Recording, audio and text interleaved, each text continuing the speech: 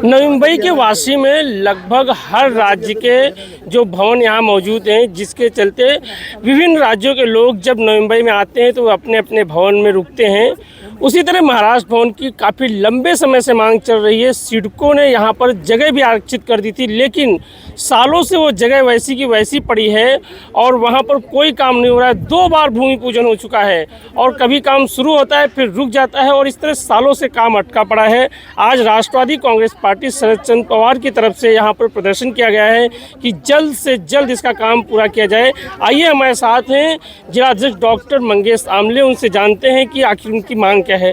Sir, किन मांगों को लेकर आप यहाँ पे आंदोलन कर रहे हैं? गए 20 सालों से ये जो प्लॉट जहाँ पर हम लोग खड़े हैं, ये महाराष्ट्र भवन बनाने के लिए आरक्षित रखा गया है, परंतु 10 या 12 साल से जो मांग हो रही है समाज से कि यहाँ पर एक बहुत ही विशाल और अच्छा महाराष्ट्र भवन बने, परंतु अगर आपने देखा होगा कि ये जो सरकार है, ये सरकार और इस विचार की सरकार गए 10 सालों से सत्ता में होने के बावजूद हमारे प्रांताध्यक्ष शशिकांत शिंदे साहब ने जब अधिवेशन में महाराष्ट्र भवन होने की मांग रखी, तब उन्होंने उनको आश्वासित किया कि हम बहुत ही जल्द यहाँ पर महाराष्ट्र भवन बनाएंगे।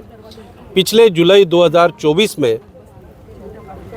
तब के मुख्यमंत्री श्री एकनाथ जी शिंदे साहब और तब के उप मुख्यमंत्री अजितदादा पवार साहब ने महाराष्ट्र भवन के लिए 121 करोड़ की तरतूद करी और उस तरतूद के साथ उन्होंने ये भी कहा कि हम काम शुरू कर रहे हैं। आज 1.25 साल हो गया, 2024 जुलाई और अब की बात, मतलब अगर हम आज देखें तो इसमें एक बार भूमि पूजन हो चुका है और फिर अक्टूबर नवंबर में इलेक्शन आने वाले थे, उससे पहले घोषणा हुई, तरतूद हुई, बट काम शुरू नहीं हुआ। आज नवी मुंबई महानगर पालिका के चुनाव लगे हुए हैं, उसको नज़र में रखते हुए फिर से इस जुमलेबाज सरकार ने इस तरह का भूमि पूजन करने का, सेकंड भूमि पूजन, दूसरा भूमि पूजन करने का प्लान किया है। यहाँ के स्थानिक लोक प्रतिनिधि ने कुछ दिनों पहले यहाँ पर दौरा किया, न्यूज़ में आए और लोगों के आंखों में फिर से धूल फेंकी। हमने आज तय किया कि इस जगह पर जाके हम देखेंगे कि किस तरह का काम चालू है। तो आप देख रहे हैं कि किसी तरह का काम चालू नहीं है, सिर्फ पत्रे लगाए हुए हैं। कौन कॉन्ट्रैक्टर है, किसको दिया गया है, कुछ पता नहीं है। किस तारीख पे काम कंप्लीट होगा, मुझे लगता है इस सरकार को 20 साल लग गए यहाँ तक पहुँचने में, और अगर हम आंदोलन ना करें तो और 20 साल ये सरकार ले लेगी। तरतूद जो बजट इन लोगों ने किया था उसका भी शायद से इन्होंने मिसयूटिलाइजेशन किया है और कहीं पर यूज़ करके।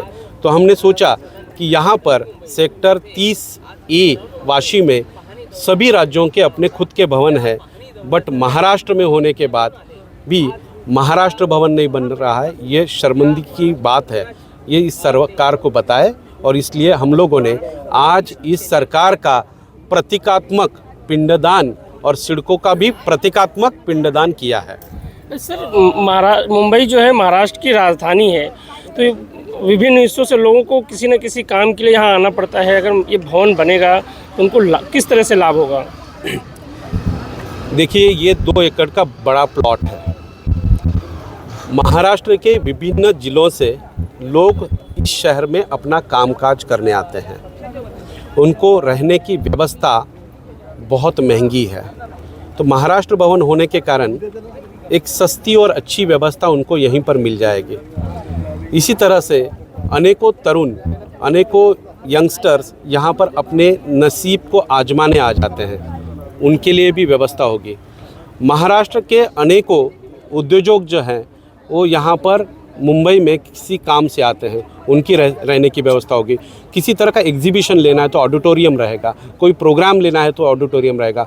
महाराष्ट्र का जी संस्कृति है, कला है, उसका भी प्रदर्शन यहाँ पर होगा। मतलब महाराष्ट्र के लोगों के लिए, महाराष्ट्र की संस्कृति के लिए, महाराष्ट्र के उद्योग जगत के लिए और महाराष्ट्र के युवकों के लिए इस महाराष्ट्र भवन का निर्माण करने के बाद वापर होने वाला है। आपको नहीं लगता इस तरह से काम रोक के लंबे समय तक इसकी लागत बढ़ेगी और इससे किसको लाभ होने वाला है? देखिए, आपने देखा कि 121 करोड़ का बजट करके किसको काम दिया है पता नहीं, कब होगा पता नहीं, कहीं पर डिक्लेरेशन नहीं। तो जो बजट बढ़ेगा तो इस सरकार के जो लोग हैं और ये जो कॉन्ट्रैक्टर वो रहेगा, वो जुमलेबाजी करके अपना फ़ायदा करके ले लेंगे। महाराष्ट्र के लोगों के हाथ में कुछ नहीं आएगा। अगर अभी भी ये काम पूरा जल्द से जल्द नहीं हुआ, आपको नहीं दिखा कि यहाँ पे काम तेज़ी से हो रहा है, तो आप आगे किस तरह से कदम उठाएंगे? देखिए, अगर ये जो काम है ये आश्वासित तौर पे नहीं हुआ तो हमारे प्रदेशाध्यक्ष शशिकांत शिंदे साहब ने कहा है कि ये आने वाले सेशन में भी वो आवाज़ उठाएंगे। उनको आश्वासन दिया गया था कि ये काम तेज़ी से होगा और डिफाइंड टाइम फ्रेम में कंप्लीट होगा। आश्वासन समिति करके एक समिति होती है जहां पर इस मुद्दे को उठाया जाएगा, और अगर ये तो हमने प्रतीकात्मक पिंडदान किया है, अगर ये काम तेज़ी से आगे नहीं बढ़ा तो हज़ारों कार्यकर्ताओं के साथ, नागरिकों के साथ हम यहाँ पर ठिया आंदोलन देंगे, आमरण उपोषण भी करेंगे। तो ये थे मंगेश आमले। उन्होंने कहा कि आज हमने प्रतीकात्मक तौर पर सिडको और महानगर पालिका का पिंडदान किया है, अगर समय पर काम पूरा नहीं हुआ तो यहाँ पर तीव्र आंदोलन किया जाएगा। वीडियो जर्नलिस्ट पंकज के साथ मैं पुरुषोत्तम कनौजिया, आवाज़ टुडे, नवी मुंबई। आपकी आवाज़, आपकी खबर। जुड़े रहिए आवाज़ टुडे के साथ और सब्सक्राइब करना ना भूलें।